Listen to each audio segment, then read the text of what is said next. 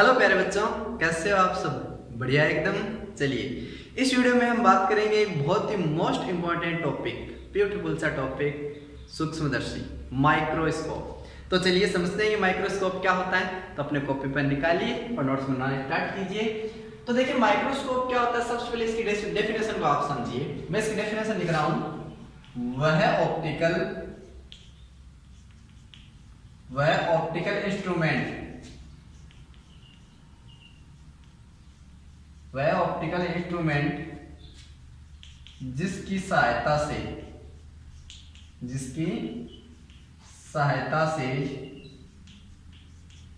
सूक्ष्म वस्तुओं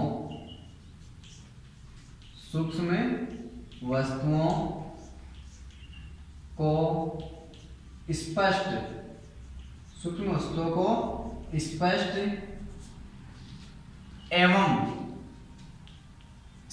एवं बड़ा देखा जा सकता है, क्या कहलाता है? माइक्रोस्कोप कहलाता है। परिभाषा क्लियर हुई। वह ऑप्टिकल इंस्ट्रूमेंट यानी वह प्रकाशिक उपकरण जिसकी सहायता से हम किसी भी ऑब्जेक्ट को, किसी भी वस्तु को, सूक्ष्म वस्तुओं को, भाई माइक्रोस्कोप का यूज किस में लेंगे? सूक्ष्म वस्तुओं को। ऐसे नहीं कि किसी बड़ी वस्तु को, हाथी को, पहाड़ को देख ले, बहुत छोटी वस्तुओं को देखने में, ठीक है।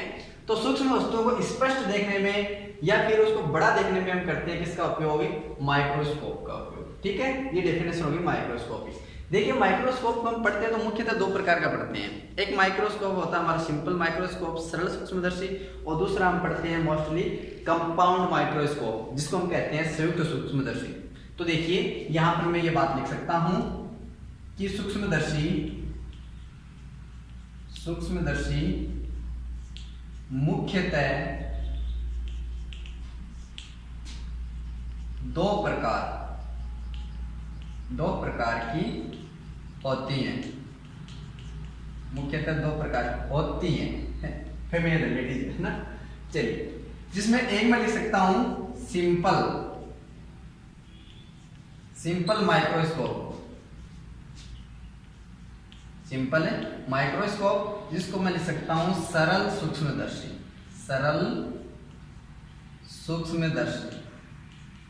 ठीक है। और दूसरा मैं यहां पर आप टाइप लिख सकता हूं कंपाउंड माइक्रोस्कोप, जिसको मैं लिख सकता हूं संयुक्त सूक्ष्मदर्शी,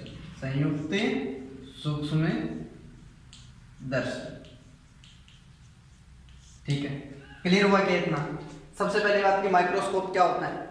तो माइक्रोस्कोप एक ऑप्टिकल इंस्ट्रूमेंट है, एक प्रकाशिक उपकरण है जिसकी सहायता से किसी भी वस्तु को हम स्पष्ट और बड़ा करके देखा जा सकता है। उसको हम क्या कहते हैं? माइक्रोस्कोप कहते हैं। माइक्रोस्कोप मुख्यतः दो प्रकार का पढ़ेंगे, एक तो सिंपल और एक पढ़ेंगे कंपाउंड। तो इस वीडियो में हम केवल बात करेंगे कि सिंपल माइक्रोस्कोप क्या होता है, सरल सूक्ष्मदर्शी क्या होती है।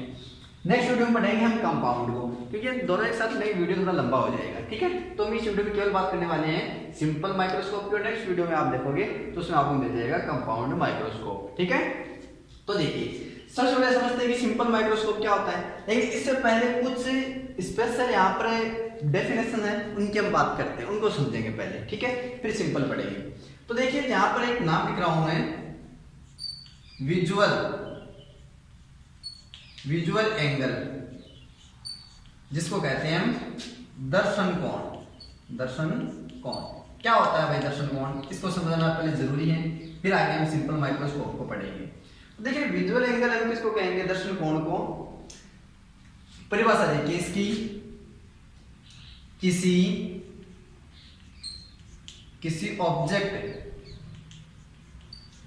किसी ऑब्जेक्ट का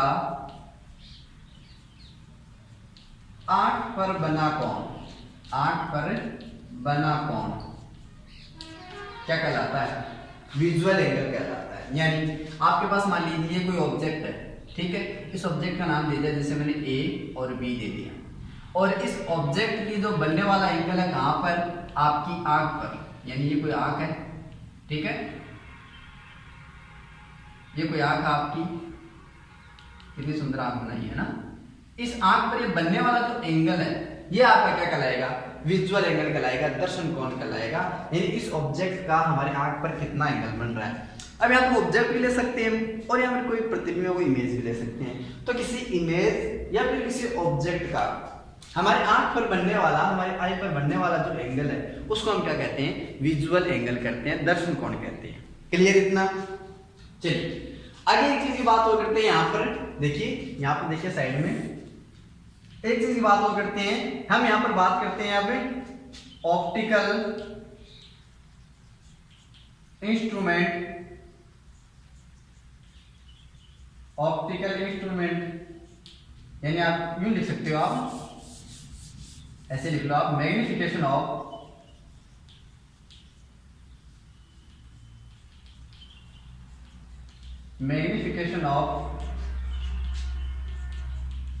ऑप्टिकल इंस्ट्रूमेंट, यानी मैग्निफिकेशन ऑफ ऑप्टिकल इंस्ट्रूमेंट का मतलब क्या है, प्रकाशीय उपकरण की आवर्धन क्षमता। किसे कहेंगे, एक आवर्धन क्षमता हम किसे कहते हैं कि किसी बिंब की ऊंचाई या प्रतिबिंब की प्रतिबिंब की ऊंचाई या बिंब की ऊंचाई के अनुपात को, या फिर कह सकते हैं हम कि आपकी बिंब की दूरी और बिंब की दूरी के अनुपात को क्या करते हैं, आवर्धनता कहते हैं। ठीक है, लेकिन यहाँ पर बात करेंगे आवर्धनता किसकी, ऑप्टिकल इंस्ट्रूमेंट की। इसकी अलग होती है। कैसे होती है, तो देखिए यहाँ पर इसको हम स्मॉल एम से डिनोट करेंगे। ठीक है भाई, कैपिटल एम से भी लिख सकते हैं, कोई दिक्कत नहीं है मैग्निफिकेशन को आप। तो यदि हम इसकी आवर्धन की बात करेंगे तो इसकी आवर्धन का फॉर्मूला होगा कि किसी लेंस द्वारा आंख पर, किसी लेंस द्वारा या फिर लिख सकते हो किसी लेंस में प्रतिबिंब, किसी लेंस में प्रतिबिंब द्वारा आंख पर बना दर्शन कोण, कौन सा दर्शन कोण यानी विजुअल एंगल, और बटे में क्या आ जाएगा, वस्तु या किसी ऑब्जेक्ट द्वारा आंख पर बना विजुअल एंगल, दर्शन कोण को हम क्या कहेंगे, इस ऑप्टिकल इंस्ट्रूमेंट की मैग्निफिकेशन कहेंगे। क्लियर है क्या, बताओ कमेंट करके बताओ, इतनी समझ में आया क्या। हमने अभी क्या पढ़ा है, हमने पढ़ा कि माइक्रोस्कोप क्या होता है।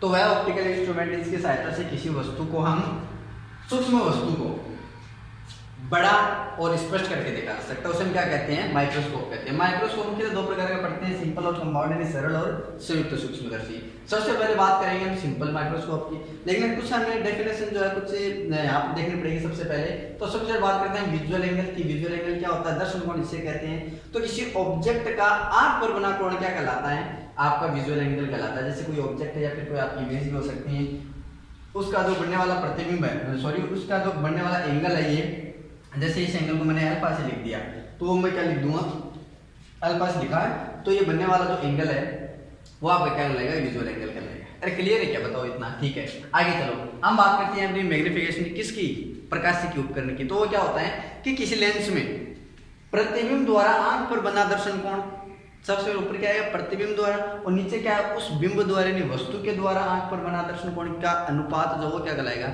इस मैग्निफिकेशन कहलाएगा ऑप्टिकल इंस्ट्रूमेंट। ठीक है, या फिर आप लिख सकते हो इस स्मॉल एम को, small m equals to beta upon alpha, जहां पर बीटा आप क्या लिखोगे, आप बीटा को क्या समझोगे कि प्रतिबिंब द्वारा आंख पर बना दर्शन कोण है, और अल्फा को क्या समझोगे आपकी उस वस्तु या बिंब के द्वारा बना आंख पर दर्शन कोण है। ओके, क्लियर इतना। चलिए अब शुरू करते हैं हम यहाँ पर कि सिंपल माइक्रोस्कोप क्या होता है। देखिए सिंपल माइक्रोस्कोप क्या होता है, सरल सूक्ष्मदर्शी क्या होती है। तो सबसे पहले इसकी डेफिनेशन देखिए किसे कहेंगे। तो आपका सिंपल जो माइक्रोस्कोप होता है वो एक कम फोकस दूरी का, कम फोकस दूरी का कॉन्वेक्स लेंस होता है। कॉन्वेक्स यानी उत्तल लेंस होता है। ठीक है, उत्तल लेंस होता है जिसमें ऑब्जेक्ट को कहा रखा जाता है, जिसमें ऑब्जेक्ट को आपके फोकस यानी कैपिटल एफ व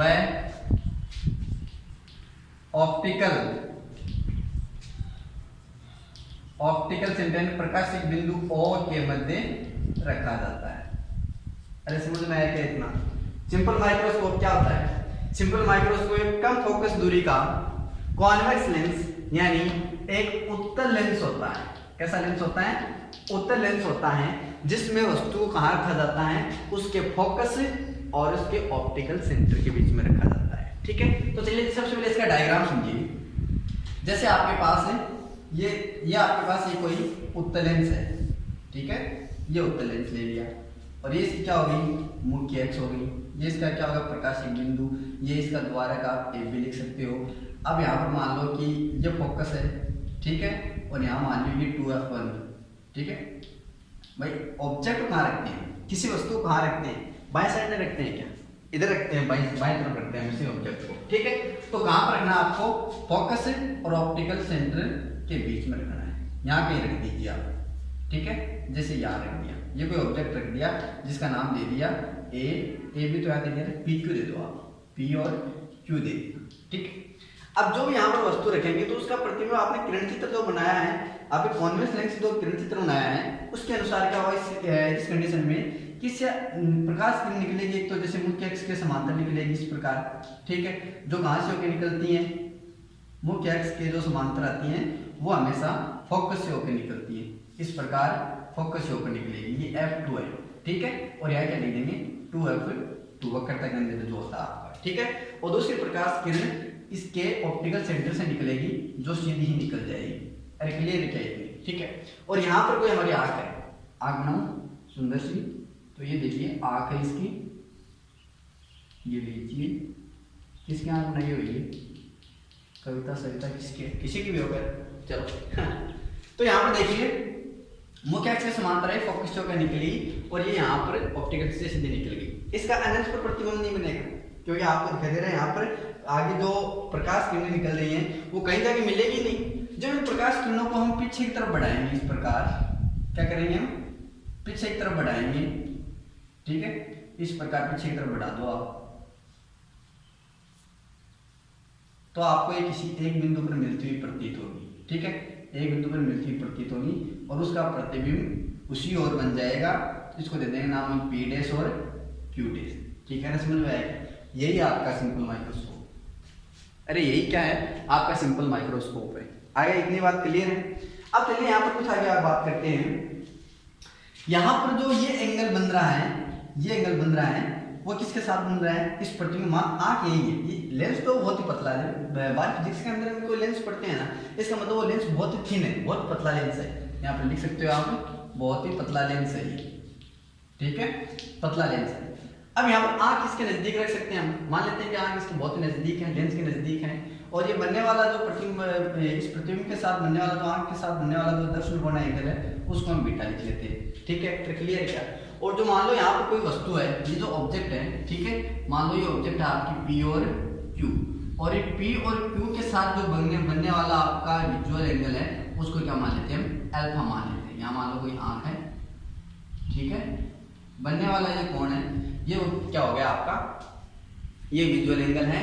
ठीक है, आगे बात समझिए, ये ऑब्जेक्ट के साथ बन रहा है, ये बीटा इसके प्रतिबिंब के साथ बन रहा है। अरे क्लियर क्या है? ठीक है, अब यदि हम इसकी आवर्तनता को लिखें, यानी इसकी क्या लिखे? आवर्तनता को लिखे, तो मैं आवर्तनता को लिख सकता हूँ small m equals to beta upon alpha. अब लिख सकते हैं क्या?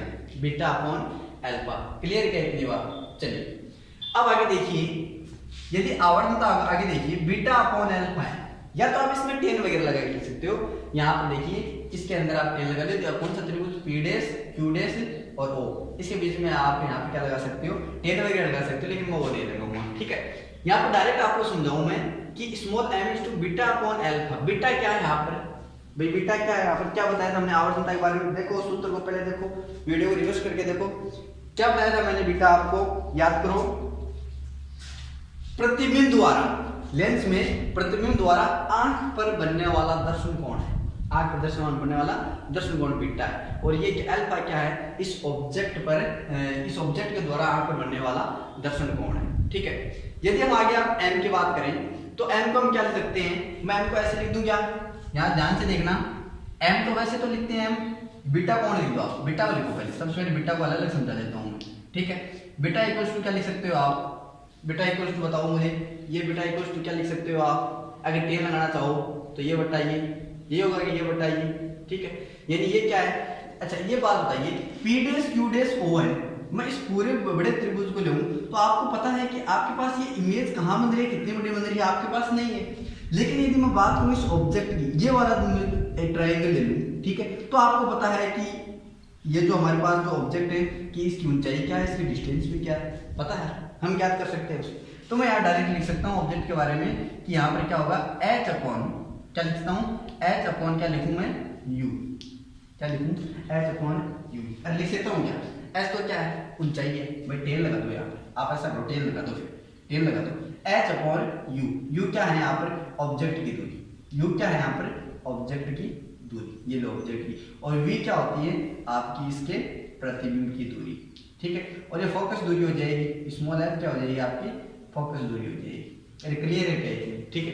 तो हमारा हम बीटा इक्वल्स का लिख सकते हैं एच अपॉन यू लिख सकते हैं, ठीक है।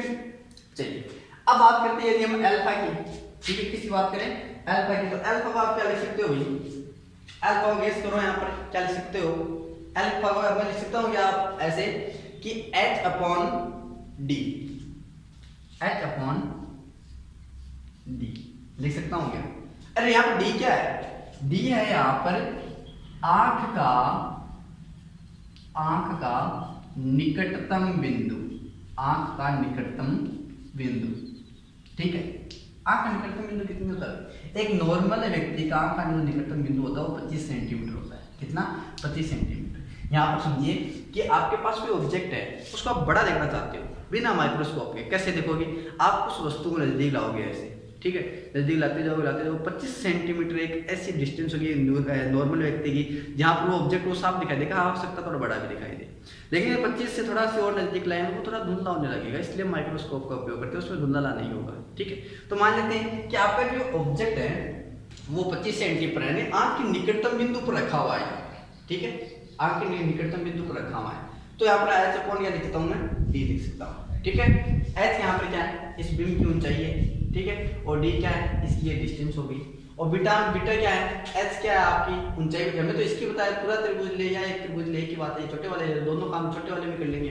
तो यहाँ से स्मॉल m इक्वल्स टू क्या लिख सकते हैं, small m equals to beta upon alpha, sorry beta और अल्फा मान रख दो, h अपॉन यू, ठीक है, और यहाँ पर गुणा में क्या लिख दूं मैं, d अपॉन h, भाग में आएगा नहीं अल्फा, ठीक है, h से h क्या हो गया, कैंसिल हो गया, आवर्तनता क्या आ गई, d अपॉन यू आ गई, क्या आ गई, d अपॉन यू आ गई, किसकी आवर्तनता ये इस सूक्ष्मदर्शी की आवर्तनता है, क्लियर है क्या इतना, ठीक है। अब कुछ स्पेशल केस की बात करते हैं, ठीक है। यहाँ पर केस नंबर 1 देखिए, केस नंबर 1 देखिए इसमें, ठीक है। यदि आपके पास प्रतिबिंब जो है, माना लिख दो इस प्रकार लिख दो, यदि प्रतिबिंब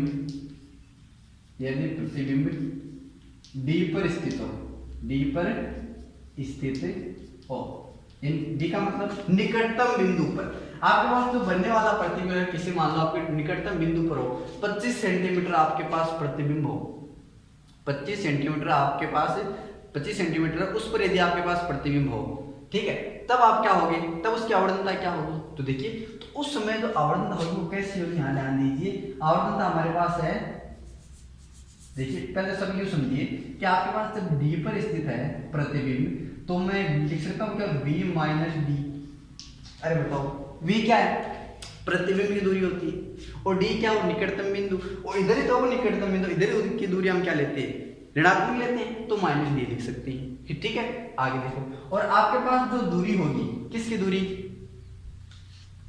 U की, U क्या लिख सकते हो आप, माइनस यू लिख सकते हो ना, क्यों, क्यों U क्या है, ऑब्जेक्ट की दूरी, इस ऑब्जेक्ट की दूरी, इधर दूरी भी क्या लेते हैं, ऋणात्मक लेते हैं, ठीक है। तो U कैसा होगा आपका, U आपका नेगेटिव होगा, तो ठीक है। तो पतले लेंस के फॉर्मूले से देखो आप, पतले लेंस के सूत्र से पतले लेंस के सूत्र से देखो, पतले लेंस के सूत्र से आप क्या लिख सकते हो, आप लिख सकते हो 1/v minus 1/u equals to 1/स्मॉल l। अरे ये होता है ना, ये पीछे हमने पढ़ा था, ठीक है। यहाँ पर आप वैल्यू पुट कर दीजिए आप, तो आप क्या लिख सकते हो 1/-d, ठीक है, माइनस 1/-u और बराबर 1/स्मॉल l। अरे लिख सकते हो क्या, ठीक है। यहाँ पर अब आगे काम करो, इसमें d का ऊपर गुणा करो सभी से, d से गुणा करोगे तो आपके पास क्या आ जाएगा d/-d, यानी डायरेक्ट कर दो माइनस के क्या आ जाएगा 1 आ जाएगा, माइनस माइनस क्या हो गई प्लस, तो प्लस क्या आ जाएगा d/u, ठीक है, d/u है, u ये लिखा जाए d/u और इक्वल्स टू क्या आ जाएगा d/f, क्या आ जाएगा d/f आ जाएगा। क्लियर है क्या इतना? चलिए ये माइनस से उधर जाएगा तो प्लस का, तो मैं लिख दूंगा यहाँ पर, दिखाई दे रहा है क्या नीचे, या फिर यहाँ लिख दूँ, ठीक है। यहाँ देखिए आप लिख सकते हो किसको d/u इक्वल्स टू, माइनस से उधर जाएगा तो प्लस 1 हो जाएगा, 1 प्लस d/स्मॉल f, du equals to 1 plus d/f।